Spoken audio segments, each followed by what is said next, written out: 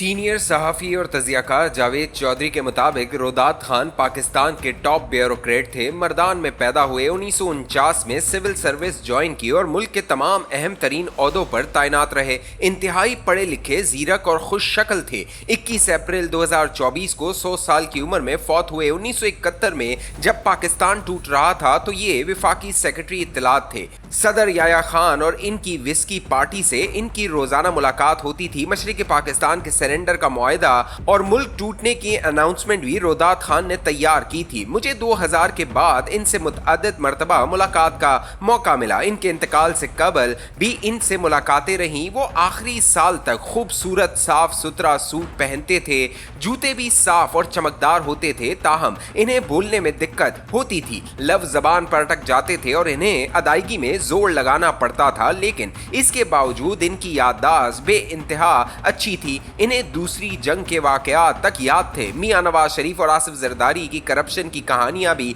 सुनाते थे और जनरल मुशर्रफ और इमरान खान की हिमाकतों के किस्से भी। आखिरी दिनों में इमरान खान से बहुत मायूस थे। इनका कहना था कुदरत ने इसे पाकिस्तान को तब्दील करने का मौका दिया मगर इसने इसे बुरी तरह बर्बाद कर दिया। ये पाकिस्तानी तारीख का पहला सियासतदान था जिसे फौज में जबरदस्त पजीराई हासिल थी। ये इसे इस्तेमाल करके मुल्क की सिम दुरुस्त कर सकता था मगर इसने चुन चुन कर बेवकूफ अपने गिर्द जमा कर लिए और इन सब ने मिलकर मुल्क का बेड़ा गर्क कर दिया। वो 1971 के साने की खुफिया दास्तानें भी सुनाया करते थे। इनका कहना था मशरिकी पाकिस्तान ने हमसे जल्द या बदेर अलग होना ही था, लेकिन ये इस खौफनाक तरीके से अलग होगा और जाते जाते पाकिस्तान के गले में जंग के हार का तोक डाल जाएगा। ये किसी ने नहीं सोचा था। चुनाचा जब मशरिकी पाकिस्तान की अलहदगी की खबर आई तो मुल्क में एक भी ऐसा शख्स नहीं था जिसकी आंखों में आंसू और हल्क में बीन न हो। लोग गलियों में लेट लेट कर रो रहे थे। वो सदमा आज तक हमारी नस्ल के सीने का दाग है। मैंने इनसे पूछा, सर 1970 में मुल्क में आप जैसे सैकड़ों समझदार, तजर्बाकार और ज़हीन लोग थे। फौज में भी अक्लमंद और बहादुर लोग थे। जनरल याया खान भी शराब नोशी और अय्याशी के बावजूद ब्रिलियंट जनरल थे और इन पर माली करप्शन का कोई इल्जाम नहीं था। इनके जूनियर ऑफिसर्स में भी 5 वक्त के नमाजी और शौक शहादत से लबरेज जनरल मौजूद थे मगर इसके बावजूद 1971 का साने आप लोगों के सामने वक़्त-पज़ीर हो रहा था और आप लोग खामोशी से तमाशा देखते रहे। आप में से किसी को तौफीक नहीं हुई। वो दरमियान में आए और जनरल याया खान, शेख मुजीबुर रहमान और जुल्फ़िकार अली भुट्टो को एक मेज पर बिठा दे और इन तीनों के दरमियान मौजूद दीवारें गिरा दे। जनरल याया खान ने जब मशरिकी पाकिस्तान में ऑपरेशन का फैसला किया तो क्या फौज में उस वक्त एक भी ऐसा जनरल मौजूद नहीं था जो आर्मी चीफ को इससे के भयानक नताइज के बारे में बता सकता? या जब जुल्फ़िकार अली भुट्टो ने मीनार पाकिस्तान पर खड़े होकर ऐलान किया था, मेरा जो MNA डाका जाएगा मैं इसकी टांगे तोड़ दूंगा। इस दौर में कौमी असम्बली ढाका में होती थी और वफाकी हुकूमत इस्लामाबाद में। और क्या पूरे मुल्क में कोई एक ऐसा समझदार सियासतदान, बिजनेसमैन, ब्यूरोक्रेट नहीं था जो शेख मुजीबुर रहमान को समझा सकता? आप लोग अगर उस वक्त एक्टिव होते तो शायद पाकिस्तान टूटने से बच जाता। आप लोगों की मामूली सी कोशिश से हमारे 92,000 फौजी और सिविलियन भारतीय जेलों से बच सकते थे। हमारी फौज पलटन मैदान में हथियार फेंकने की बेइज्जती से भी महफूज रह सकती थी और बांग्लादेश और पाकिस्तान के दरमियान नफरत की दीवार भी खड़ी न होती। हम अलग अलग होने के बावजूद एक दूसरे के बाई बाई रहते। मेरा लंबा सा सवाल सुनकर रोदात खान ने लंबी सी आह भरी और फरमाया, हम रिटायर्ड लोग 50 साल से एक दूसरे से ये सवाल पूछ रहे हैं। मैं आज सुबह भी अपने आप से पूछ रहा था, रोदात, तुम्हारे सामने मुल्क टूट रहा था और तुम अपनी नौकरी बचा रहे थे। मशरिकी पाकिस्तान में लोग मर रहे थे और तुम रेडियो पाकिस्तान, पाकिस्तान टेलीविजन और अखबारात के जरिए झूठी खबरें फैला रहे थे। तुम अपने अवाम और खुद को धोखा दे रहे थे। तुम खुदा को क्या मुंह दिखाओगे? मैं रोज अपने ज़मीर की अदालत में पेश होता हूँ और मेरे अंदर से मेरे हक में कोई दलील नहीं निकलती। हाँ, अलबत्ता मुझे कभी कभी महसूस होता है कुदरत ने शायद इस वक्त हमारी अकल पर ताले डाल दिए थे।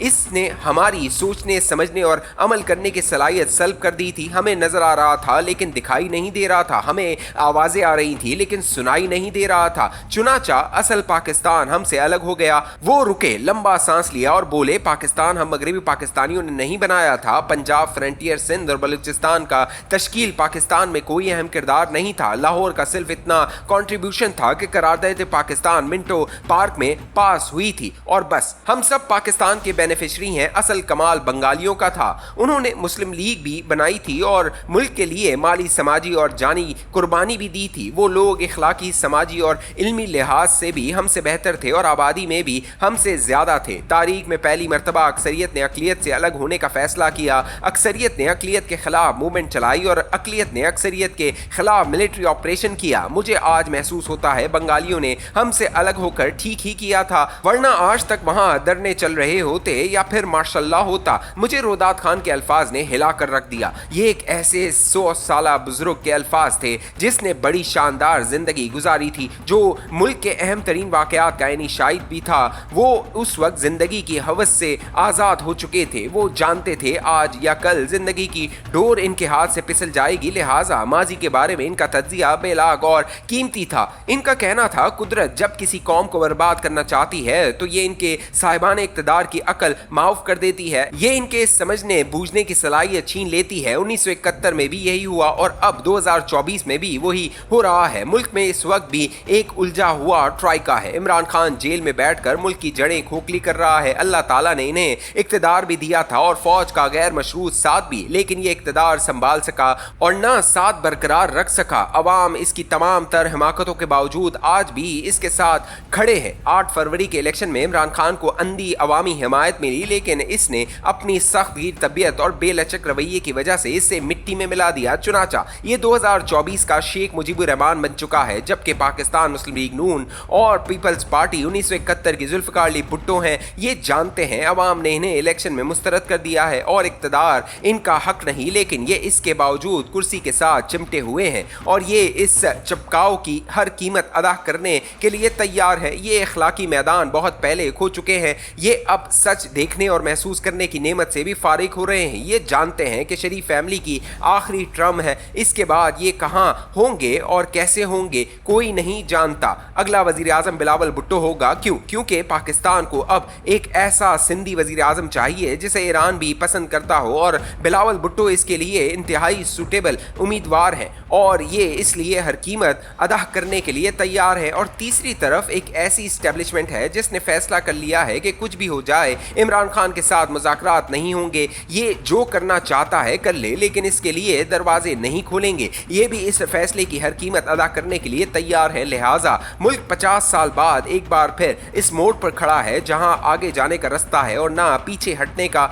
जबकि हमारे सारे मसले सिर्फ थोड़ी सी लचक से हल हो सकते हैं। हम सब ने एक एक कदम पीछे हटना है और सांस आना शुरू हो जाएगा। इमरान खान बिलावजह एहतजाज की कॉल्स देना बंद कर दें, ये पार्टी की सियासी कमेटी को हुकूमत के साथ मुज़ाकरात की इजाज़त दे दें या फिर मौलाना फजल रहमान और महमूद अचकज़ई को मुज़ाकरात का मैंडेट दे दें। नवाज शरीफ और आसिफ जरदारी भी थोड़ी सी कुर्बानी दे दें। ये 5 साल के बजाय 2.5 साल पर इत्तफाक कर लें। ग्रैंड पॉलिटिकल डायलॉग करें। आइन में जो तरमीम करनी है एक ही बार कर दें। इसके बाद आइन को लॉक कर दिया जाए और 2 साल बाद इलेक्शन हो जाएं और जो जीते इसे इक़्तिदार दे दें और एस्टेब्लिशमेंट भी सियासी स्पेस की गुंजाइश पैदा कर दे और अदलिया भी खुद को ज़रा सा साइड कर ले। ये सारा बहरान एक हफ्ते में ख़त्म हो जाएगा, वरना दूसरी सूरत में ये फसाद बेशुमार लोगों के सर और मुल्क का राह साहब बरम भी खा जाएगा। और 10-15 बरस के बाद आज के रोदात खान भी सर पकड़ कर कह रहे होंगे, अल्लाह ताला ने हमसे भी समझ बूझ की सलाहियत छीन ली थी। हमारे सामने मुल्क टूट रहा था और हम